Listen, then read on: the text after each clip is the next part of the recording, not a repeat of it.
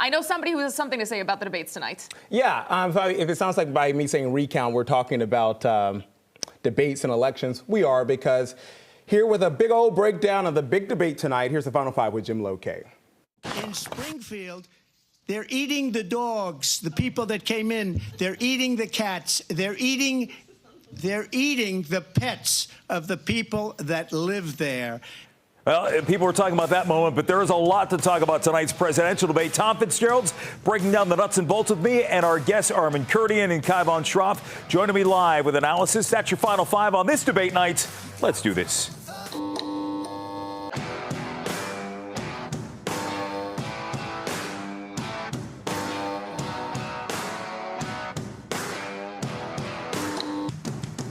Isn't good. You don't mess with America. Welcome into the Final Five. It is Tuesday night. There are just 56 days to go until the presidential election. Tonight, we start with the ABC presidential debate, which you saw right here on Fox 5. Former President Donald Trump and Vice President Kamala Harris were on the stage at the National Constitution Center in Philadelphia, making their case to voters about why they should be the next president. It was an historic showdown, with Vice President Harris still kind of trying to introduce herself to voters after taking up the mantle of the Democratic nominee not even 2 months ago. Rules for the debate were contested. The Harris campaign wanted to keep mics open the whole time as recently as last week. But like they were for the first showdown, the ill-fated one involving President Biden, the mics were muted. It was pretty clear, though, we would have gotten a much different show if they were open the entire time. She was big on defund the police. In Minnesota, she went out. Wait a minute. I'm talking now. If you don't mind, please. Does that sound familiar? She went out. She went out in Minnesota. If you see that, he hearkened back to the I'm speaking, Mr. Vice President moment from the 2020 debate, when then Senator Harris took on Vice President Mike Pence. The debate focused on a broad range of topics, starting with the economy, abortion, the border, and back and forth here, there, and everywhere, and every place in between. The tension seemed to increase as the night went on, leading both of them to attack their opponents directly. His former Secretary of Defense has said the nation, the Republic, would never survive another Trump term. And when we listen to this kind of rhetoric, when the issues that affect the American people are not being addressed, I think the choice is clear in this election. According to a tally from the New York Times, Harris was the one who spent more time attacking Trump's policies and character. That didn't mean Trump wasn't doing it vice versa. We hardly make chips anymore because of philosophies like they have and policies like they have. I don't say her because she has no policy. Everything that she believed 3 years ago and 4 years ago is out the window. She's going to my philosophy now. In fact, I was going to send her a MAGA hat. She's gone to my philosophy. But if she ever got elected, she'd change it. And it will be the end of our country. She's a Marxist. Everybody knows she's a Marxist. Her father's a Marxist professor in economics, and he taught her well. And we have live reaction in studio tonight as we break down everything that happened in the debate. Look, Tom Fitzgerald's here, live, up late in studio. You're looking at me, which is something we normally don't see in debates. No, it's normally that split screen, let's look straightforward. I think this is going to be something we see a lot on Twitter. You're going to become a meme yourself there. This was interesting, I thought, in the way it started. Okay. Because it started with a throwback. Back in 1980, Ronald Reagan debating Jimmy Carter, and Reagan asked the all-time question of all-time questions in debate, are you better off than you were 4 years ago? Which I thought was an interesting setup, because there seemed to be this struggle tonight over who the incumbent was. Yeah. You know, Vice It's a President, challenge in this one. It is, because, Harris quickly had to turn around and start saying, well, you did this, you did that in your time in the White House. Trump, again, had to turn it around and say, well, you want to do all these things. Why didn't you do them when you're vice president? Well, the quick answer to that is the vice presidents are not presidents. However, there did seem to be this struggle all night over who actually was in office and who wants to be returned to office. And it was very interesting at one point when, Harris was talking about the crowd size and going to a crowd of a Donald Trump appearance that really did seem to get under his skin. As we talked about the last night, the Harris campaign has really been trying to find those moments, to kind of annoy and get Trump on his heels a little bit. And it appeared that they did that several times tonight. Okay, so as we saw this play out, there was just so much talk about what we would expect, how we would see the approach here. A lot of people said that the vice president would take this prosecutorial stance there. And Donald Trump in a debate, as we've learned, this is the third election cycle. You don't know what to expect with him. Was there any surprise in how this played out in your observations? Well, what I was surprised at times was Trump's ability to, do the weave. And he talks about this a lot, how he himself has used that term. He likes to do this thing where he takes his listeners on a journey. And, when you get a question about immigration, somehow we wound up on, other things as we go through it. He was actually doing that at times during the debate. I don't know how much it had to do with the actual question he was asked at times, but that can be confusing for people who are not necessarily Donald Trump supporters. Maybe they aren't too tuned in on this thing that he does. But, I think at the end of the day, all of Donald Trump's supporters probably thought he did great tonight. All of Kamala Harris's supporters probably thought she did great tonight. The question's going to be, what do these swing voters, what do these battleground voters think about what happened tonight? And, Donald Trump did not appear to have his best debate tonight. I think that's a fair statement to say. If I was the Republicans or the Trump campaign, maybe I'd be thinking about that third debate right now, because do you want this one being the last thing that people think of before they walk into the voting When booth? you talk about the swing voters, he was hitting the fracking point very hard, which is something that the vice president flipped on from 2020 to now.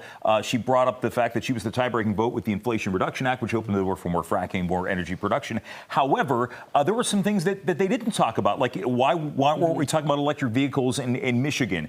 Things that appeal to states in the Great Lakes, those sort of industrial questions, those weren't part of the conversation tonight. Yeah, and there was, that was kind of a John Kerry-esque answer on Kamala Harris's part, being, I was against it before I was for it. Yeah. So, there was also this question of, do you have an opinion as a politician and never change your opinion about it? That is something that gets termed as a flip-flop. The politician would make the argument saying, well, no, I had an evolution of an opinion. So whether you're for or against this person is how you're going to put that through your prism as to whether or not they're giving you an answer that actually syncs up with the truth. I miss the days when we called them waffles, because waffles are delicious. But waffles are delicious. Tom Fitzgerald, thanks for coming in tonight, man. Good to see you. We'll see you again soon. There you go. We're just going to make our own gifts around here. All right, let's move on tonight. Do we want to get you out? Do we want to get Fitz out of here? I'll just leave. All right. We want to talk about the first question of the debate tonight. It was about a topic that is pulled at the top of voters' minds, the economy. Take a look. So I was raised as a middle-class kid, and I am actually the only person on this stage who has a plan that is about lifting up the middle class and working people of America. I believe in the ambition, the aspirations, the dreams of the American people. And that is why I imagine and have actually a plan to build what I call an opportunity economy. I built one of the greatest economies in the history of the world, and I'm going to build it again. It's going to be bigger, better, and stronger. But they're destroying our economy. They have no idea what a good economy is. Their oil policies, every single policy. And remember this, she is Biden. She's trying to get away from Biden. I don't know the gentleman, she says. She is Biden. All right, let's get reaction from tonight's debate. We want to bring in a couple of guests who have been part of the Final Five before. I can see one of them up online right now. It's Armin Kurdian, who's a Republican strategist, who's up late with me tonight here on the Final Five. Let's bring in Armin. We'll start the conversation with him. Armin, good to see you again. Thanks for joining us. Good evening, Jim. Thanks for having me. Let me get your first reactions on what you saw play out this evening. Jim, if you were to read a transcript, just the words on paper of the debate tonight, I think you would clearly say that Donald Trump won this debate hands down. When you actually watch it and the communication and the tone of voice, you would be maybe not so sure. I think it's fair to say that Donald Trump had a lot more substance to say during the debate, but maybe came across a little angry and rising to the bait of Kamala Harris. Kamala Harris didn't really say a whole lot that was substantive, and she said a lot of things that simply weren't true, or she couldn't really back up. But as the night went on, she got a little bit more confident and a little bit more control. You could tell at the very beginning of the debate she was a little flustered, maybe a little bit of stage fright there, but that quickly went away, and she collected herself. And our other guest tonight is Democratic strategist Kayvan Shroff, who's here. And Kayvan, you were listening to what Armin had to say there as you saw the vice president make really her first presidential debate performance. How do you think she did? Sounds like we were watching different debates. I see people across the aisle really saying Kamala Harris had the performance really of a lifetime. I mean, I don't think there's been a modern debate performance that has been that strong. Donald Trump, 15 minutes in, lost the plot. And I will say, you know, this is such an important moment for Vice President Harris in her campaign because we've been hearing since the DNC, we heard at the DNC her momentum would stop. We heard that at her CNN primetime interview, her momentum would stop. We heard tonight her momentum would stop. And it reminds me of that Ta-Nehisi Coates quote, where he said that for 8 years, Barack Obama walked on ice and never fell. Well, we are watching Kamala Harris do that in heels in real time. Was there anything, Armin, from the last, well, this is the third debate cycle where we've seen Donald Trump as the Republican nominee. Have you seen any difference in his debate performances over time, or was this the sort of debate performance? Because you have to adjust for who your opposition is, and we saw who Joe Biden was in 2020 and versus this last debate. Has Donald Trump changed over time?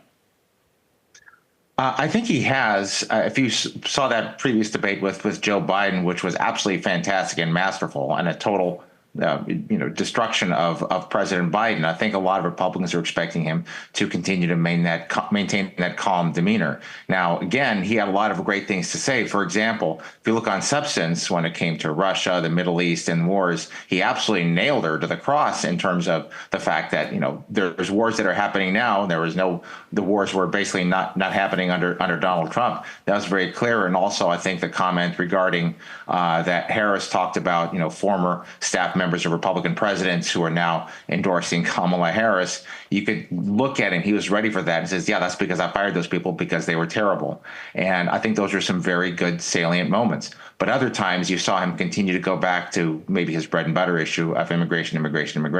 And he came across maybe a little bit more angry than he should have been. Harris didn't really have a good answer for the immigration policy, but I think Trump could have handled that one much better. Kayvan, what do you think? Well, I think she did a great job not taking the bait, and he took the bait every single time. Now, if you ask me debate winners and losers, we definitely have to add Dana Bash and Jake Tapper to the list of losers because tonight ABC did a fantastic job moderating. And I think one of the issues, and hopefully a learning moment from tonight for the media, is that Donald Trump has trained media to say that if you call out those lies, like his lie that, you know, killing babies is legal in certain states because of Democrats, that somehow that's biased or that's unfair. That is not the truth. And I think moderates, independents, every proud American who watched tonight should thank the journalists for the good job they did. You know, we heard a lot of journalists griping about creators being invited to the DNC, but that is because media writ large has dropped the ball. So if we see more of what we saw tonight from Lindsay Davis, who did an amazing job, David Muir, who did an amazing job, I think faith will come back to mainstream media. All right, hold that thought, guys. We're going to take a quick break. We'll be right back with Kayvan Shroff and Armin Kurdian on the Final Five. Back after this.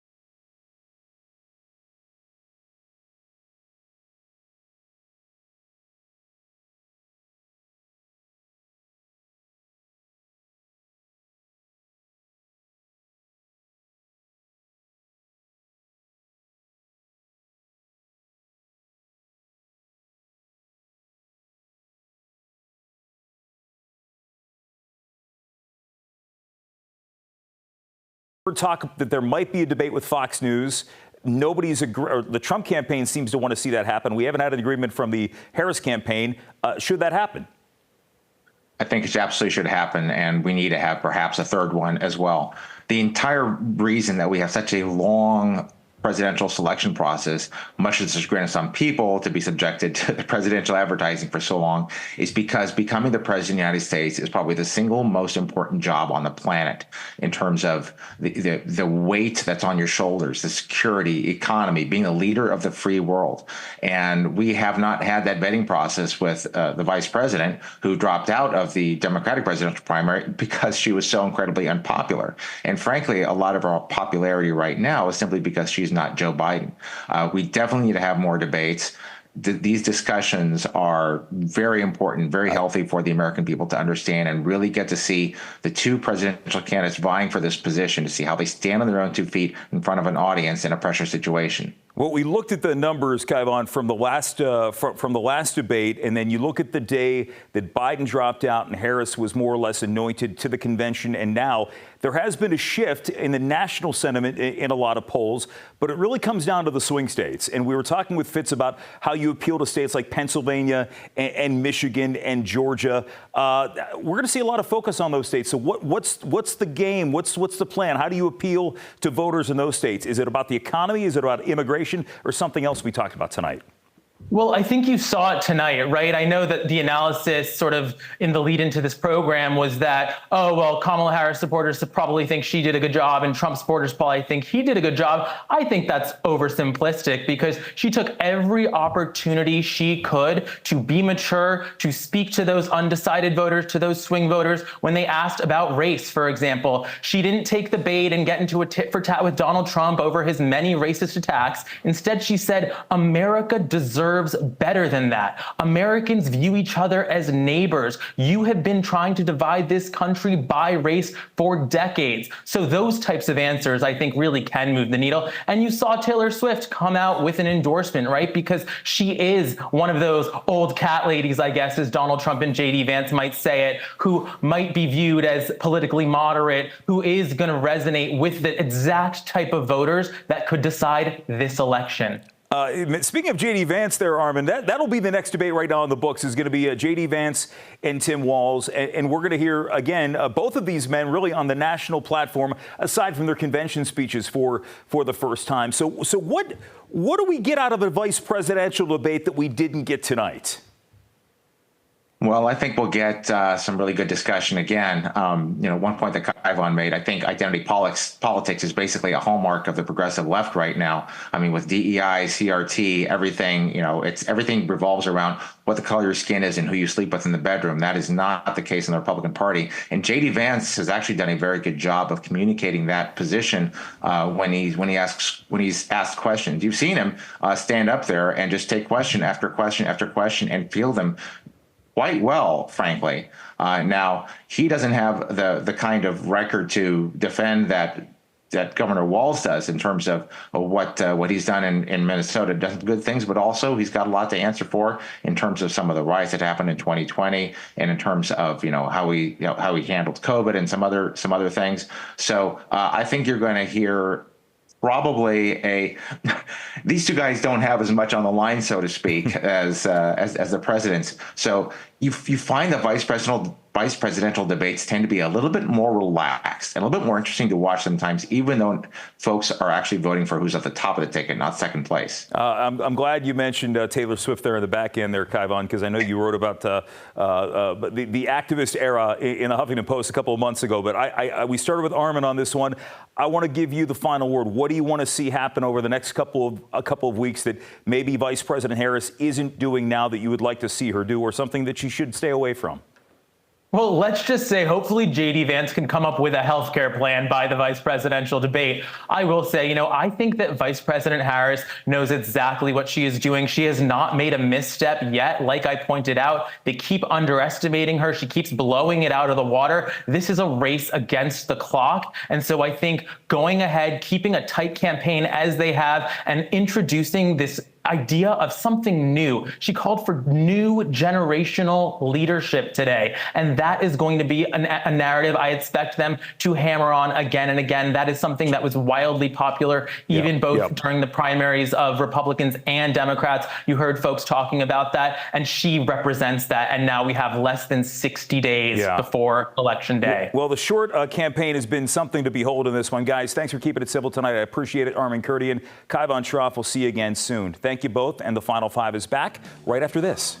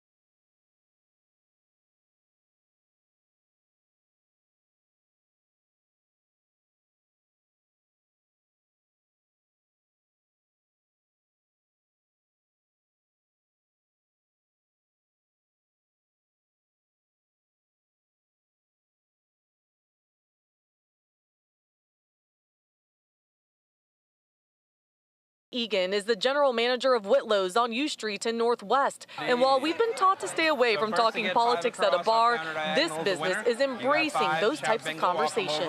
A lot of times these hot-button issues can get people's tempers elevated, especially when alcohol is involved, but we're keeping things light. We're not leaning one way or another. This is a nonpartisan event where we're here to get informed so we can make the best decision possible in November. There's a twist at this watch party. So first the 5 across is the winner, up, down, diagonal. Yes, buzzword bingo with specially designed cards that feature candidate catchphrases. Maybe make America great again, or we're not going back. Like those kinds of things will populate the card, and you can follow along and win bingo without having to necessarily like what you're hearing. For 90 minutes straight, both Harris and Trump were asked questions about where they stand on key topics like the economy, crime, reproductive rights, immigration, and more. People say they noticed a stark difference compared to the first debate. A lot more energetic, a lot more, to that bill? Lively than the last one. Whether you lean right or left, many feel this is an extraordinary moment to change the minds of undecided voters. They have the opportunity to judge the candidates on their merits, on what they see tonight, but also to judge them by the policies from which they came and what they presented so far. Everyone already knows Trump, but not everyone knows Kamala as in terms of the kind of president that she would be. By the way, the winner of this bingo game gets a $50 gift card and Whitlow's t-shirt. Pretty cool. As far as who won the debate, well, we want you to answer that question. It's our Fox 5 Insta poll. I'll drink to that. When we come back, that's not the only big story in D.C. tonight. We'll take you to one more when the Final Five comes right back.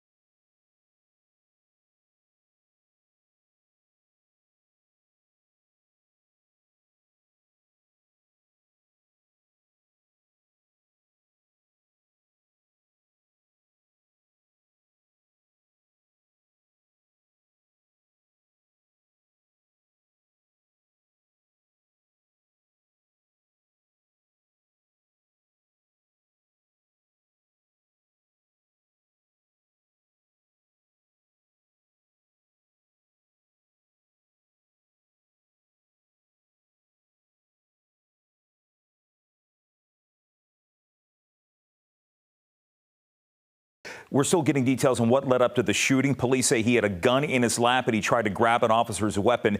Robinson's family okayed the release of the video after the shooting. Transparency is always good, but there are still many questions that police and investigators need to answer. That's your Final Five. We are back at it again tomorrow at 11:30. The Morning Crew's here at 4 a.m. Thank you so much for watching. Thanks for sticking with us.